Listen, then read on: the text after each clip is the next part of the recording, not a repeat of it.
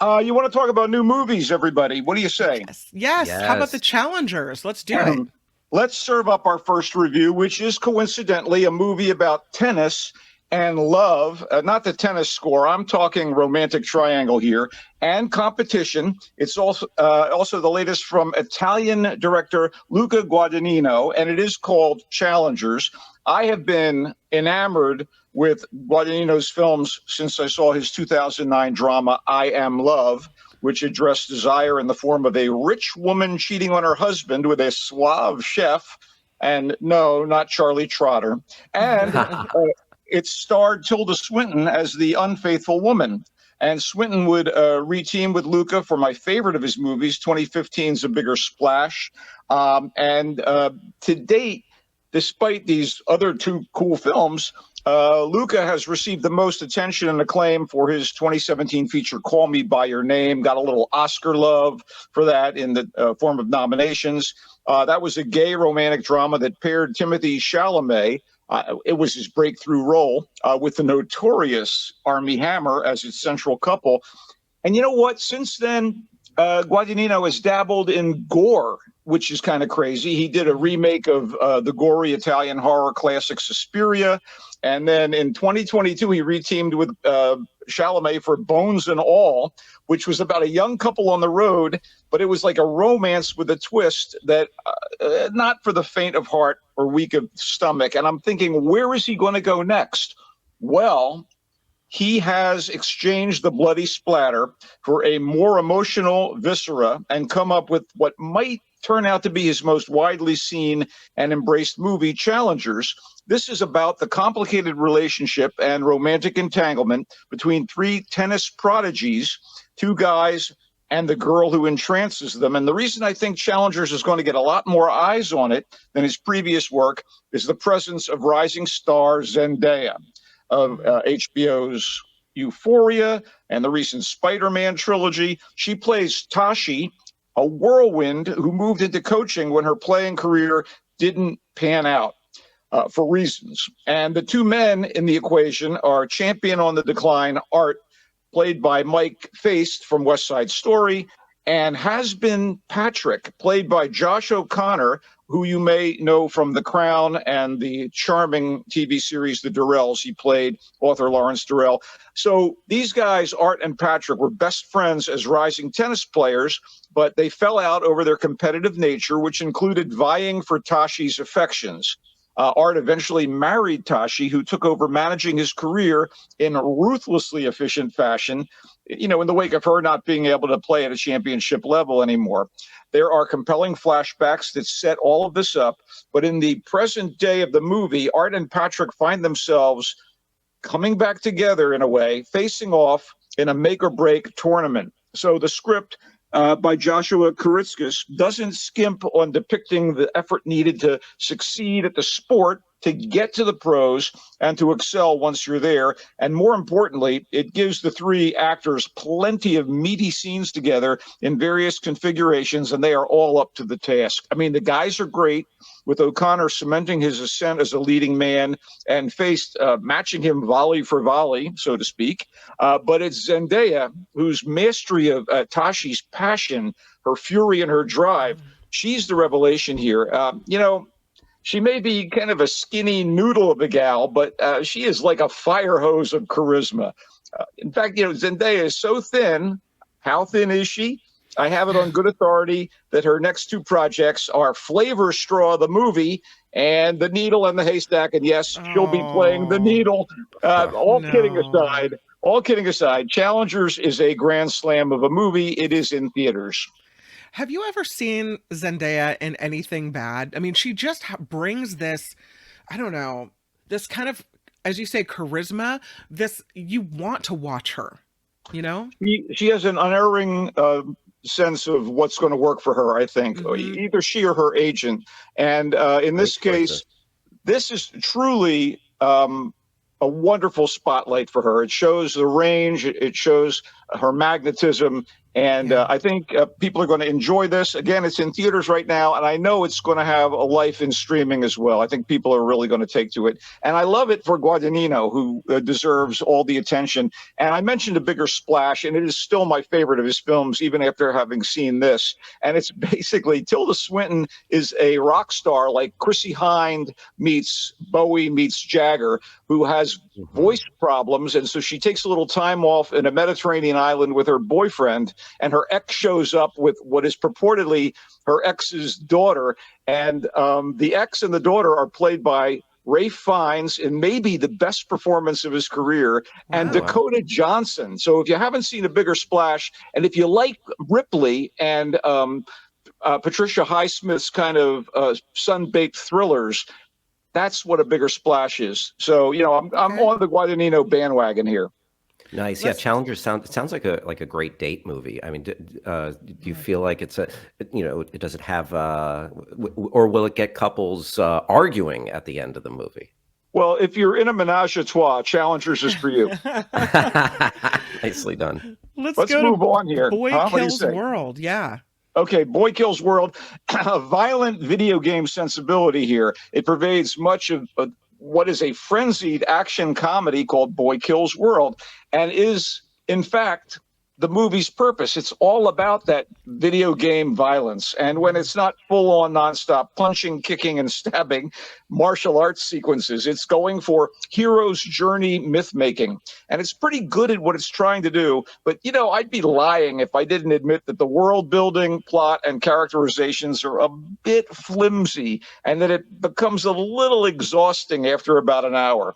On the other hand, Bill Skarsgård is perfectly heroic and dynamic as Boy, the grown-up, deaf, mute, and orphaned outcast in a post-apocalyptic totalitarian society who seeks vengeance against those who brutally slayed his family. In case the movie's star doesn't ring a bell, Skarsgård is the son of renowned Swedish actor Stellan Skarsgård. He's the brother of Alexander Skarsgård from True Blood in various movies, and he's probably best known to American audiences at this point as Pennywise the Clown in the recent films adapting Stephen King's It novels. Oh. So this is a real change of pace for him.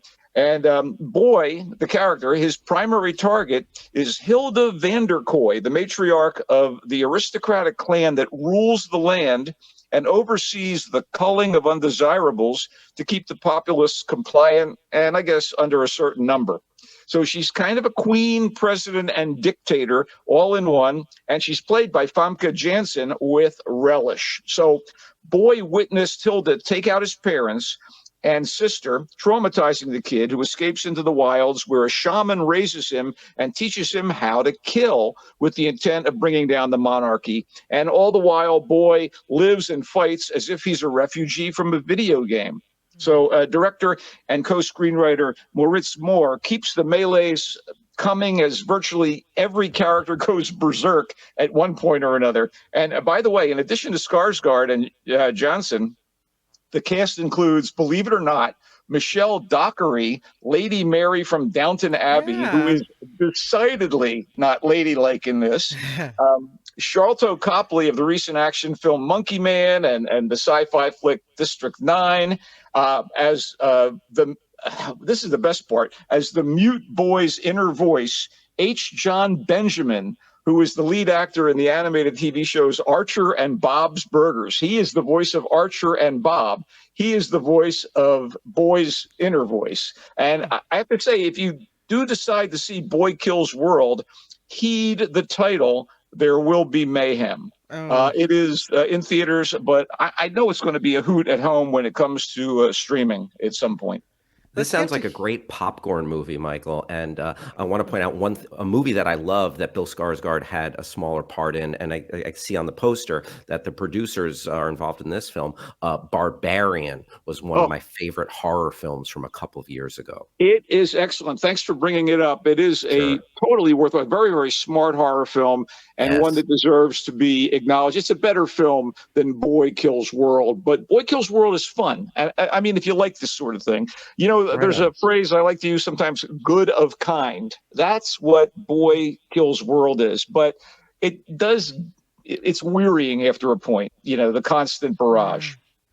Okay. Let's talk about Humane. I'm hoping that we go from bloody to maybe, is Humane a little bit more tame? Well, let's Oh. just start by telling you that Caitlin Cronenberg directed this. She's the daughter of the idiosyncratic Canadian filmmaker David Cronenberg, and that's the man who brought us Eastern Promises, A History of Violence, Crash, The Fly, Naked Lunch, and so on. So now Caitlin herself has directed a quirky mix of science fiction and thrills titled Humane, written by one Michael Sparaga. And it turns out that the strange fruit hasn't fallen far from the tree, okay? I mean, this is clearly David Cronenberg's daughter at work. Humane is one day in the life of a family unit as it is impacted by a dystopian future America that controls its population. Hey, we've got an ongoing theme here. Controls its population with a play-for-pay euthanasia program. The environment is increasingly toxic and resources are drying up. So the government is offering $250,000 to families for each person willing to end their life and thin the herd. Oh, So, wow. Wow. What an what interesting premise. Dark. it is. Well-to-do retiring newsman Charles York, played by Peter Gallagher, gathers together his adult offspring, who are already less than congenial to one another, to be present when he and his second wife end their lives under the guidance of an official, clinician and his assistants. So things do not go as intended and get even more unpleasant than one might expect. So the rest of the Yorks, a son played by Jay Baruchel, two daughters played by Emily Hampshire and Alana Bale, and a granddaughter, these folks are now pitted against one another as Bob, the guy in charge of assisting in Charles' suicide, awaits a life or death decision, quite literally. So, incidentally, Bob is played by Enrico Colantoni from the sitcom Just Shoot Me and the thriller series Person of Interest. And his trademark snark with a sinister edge is quite welcome here. So the social commentary isn't particularly revelatory, but it's on point for this sort of movie. And the creepy elements and the gallows humor are quite effective in Caitlin Cronenberg's hands. Welcome to the family business, Caitlin. So, Michael, I think it's worth pointing out David Cronenberg's son, Brandon Cronenberg, also a director. And not to get too incestuous here, but Alexander Skarsgård, we were just talking about Bill Skarsgård, was in Brandon's horror film Infinity Pool. he was starring indeed. opposite, yeah, Yeah, the wonderful absolutely. Mia Goth. Very, very true, Hal. And in fact, a very provocative movie that was. Yeah, like I said, the family business, right? You got it. Does not, these apples did not fall far from the tree. In select theaters right now, and it won't be available for streaming on demand until July 26th. But again, I think like Boy Kills World, it's the sort of movie that will play well at home. Let's wrap up the movie section of today's little culture blast with something I really loved, and it's called The Old Oak. And at 87 years young, 87 years. Wow. The great British populist filmmaker Ken Loach, who did, I believe, High Hopes and Sorry We Missed You, has made and released what he has said is his final movie. And if that's so, he has gone out in fine style with The Old Oak. A heartfelt drama about culture clash, bigotry, and charity in an economically disadvantaged northern English village. It was once a thriving mining town. The Old Oak gets its name from a rundown but well-loved pub that serves as a de facto meeting place for the locals. Conflict arises between the now impoverished working-class Brits who are native to the town and the desperate Syrian refugees who have been placed there by the British government. As Paul Averty's script unfolds, TJ, the grizzled owner of the Old Oak, develops a rapport with a young Syrian woman named Yara and her family and tries to extend the hand of friendship to the newcomers. But the resentment of TJ's longtime customers is palpable, and it's going to take an extraordinary effort to combat prejudice and build a bridge between the two communities. TJ thinks he's up to it, but, there are challenges here. The actors led by Dave Turner as TJ and Ebla Mari as Yara are effortlessly naturalistic and very salt of the earth, which helps sell the ultimately uplifting narrative of the old oak. It's kind of a sweet goodbye from Loach, whose dark but honest movies about the hard scrabble life in the UK for the working class have not usually been of the happily ever after variety. I really love this. It's in select theaters now and will be available for streaming on June 5th. It is The Okay. Old Oak. That seems like it's right up my alley. We have a couple more minutes, so let's see if we can't talk about some of these TV series that you have looked at. Let me start with Sugar, okay? Oh, yeah, yeah. Okay, if like me, you're a fan of film noir and hard-boiled detective characters like Dashiell Hammett's Sam Spade, and Oh, yeah. I loved the Sam Spade miniseries that starred I guess Clive Owen as the aged detective in the south of France. And if you like Raymond Chandler's Los Angeles Private Dick Philip Marlowe, the books and the movies, I recommend the new dramatic miniseries Sugar on Apple TV. It stars Colin Farrell as LA private investigator John Sugar. Well, that's his name. He's a flawed but noble, multilingual, weapon-savvy, movie-loving finder of missing persons. In this particular case, the missing person is the wayward granddaughter of a legendary Hollywood filmmaker, played by the legendary James Cromwell. The mystery is cool, the musical score is cool, and the interspersed clips from classic movies that accompany Sugar's inner voice narration are cool. This was just so up my alley. And so is one more quick TV recommendation. And it may not be for everyone because people do Blanchett animated stuff, but X-Men 97 on Disney Plus is in fact a continuation of a very popular X-Men cartoon series from the 90s that picks up where that one left off. And the character designs are pretty much the same, and the story continues from that original run in the 90s. But obviously, animation technology has improved a little bit. The stories are great. They really echo the comic books for the fans. And even if you're not a comic book lover, but you do enjoy the X-Men movies that are now being folded into the Marvel Cinematic Universe, X-Men 97 with all of your favorite mutant characters, including Wolverine and Cyclops and Jean Grey, with Professor X and Magneto, the whole trip, they're all back. And there are some very exciting moments and even a little bit of emotional frisson here and there, as lives, even mutant cartoon lives, are not always going to be happily ever after in their situations. So I like that a lot. Can you give me a minute on Three Body Problem?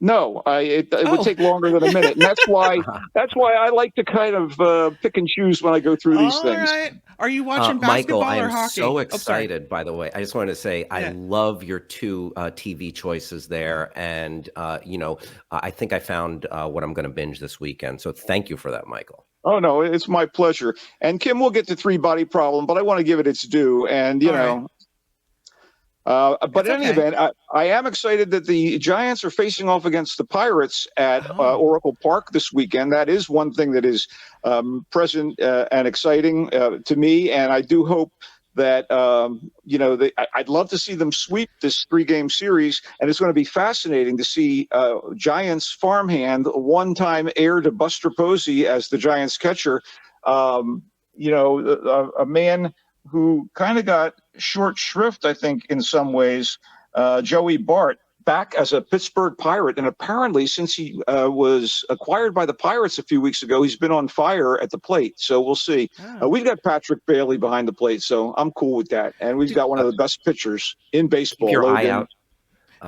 Logan Webb. Keep your eye out for Pirates young phenom O'Neal Cruz. Hopefully, I know you're pulling for the Giants, but hopefully Cruz can put on a good show for you. I'd like to see him on cruise control personally, but I may be a guy who splits his time between Los Angeles and San Francisco, but my loyalties lie with the Bay Area sports franchises. I bleed the orange and black, and I'm excited about the season, even if the Dodgers have again stacked their lineup with $1 billion in players. It's kind of Yeah, it's an economic situation, I guess. But Yeah, yeah, all pretty good. wild. Did you see the footage of, I don't know who hit the home run, but it went out into McCovey Cove, and there's all these kayakers out there waiting for balls to come out. The ball didn't even go in the water. It just landed right in this I lady's believe lap. it was Patrick. I believe it was Was Patrick it? Bailey. I think Was it was. it? I think it was Patty Bailey. I'm trying to recollect, but it was remarkable. It's never happened in all the years that Pac Bell Park, aka SBC Park, aka AT&T Park, now Yeah, Oracle Park, has right. existed. It's kind of nuts, man. Yeah, Right in the kayak. right in the kayak, right in her lap, and she grabs it and waves it aloft. Kind of a You good Wow. moment. You just don't want to be punched right in the kayak. Be very, very careful about that. You got Michael that right. Snyder, the Culture Blaster, you're writing for a new publication. It is The Voice of San Francisco. Is that right? It is indeed, and you can actually look at the latest articles and my own columns in the Voice of San Francisco online at thevoicesf.org. And we did a little something on a movie we discussed last week here on the Mark Thompson Show, a film that I really enjoyed called We Grown Now. That's the most recent piece. And we're going to do a little something, speaking of the X-Men, that refers to the upcoming Deadpool and Wolverine movie from Marvel and Disney this coming week. So be on the lookout. And our friend John Rothman does a podcast for Voice of San Francisco, and I'm in very, very good company, Kim. And speaking of in good company, Hal, great meeting you and great spending a little airtime with you and with the magnificent Kim McAllister. Right on. Thank What a you pleasure. for Thank you for the coming in, Michael recommendations. Snyder. He comes and goes on a rainbow. Bye, Reportedly. Michael. Oh, there it is. There it is. Bye, Michael Snyder. Bye. Have a great weekend. Hi, it's Mark, and I thought that was great. Hit the notification bell, you'll know whenever there's a new video being dropped, and please subscribe to our channel to help us save the universe.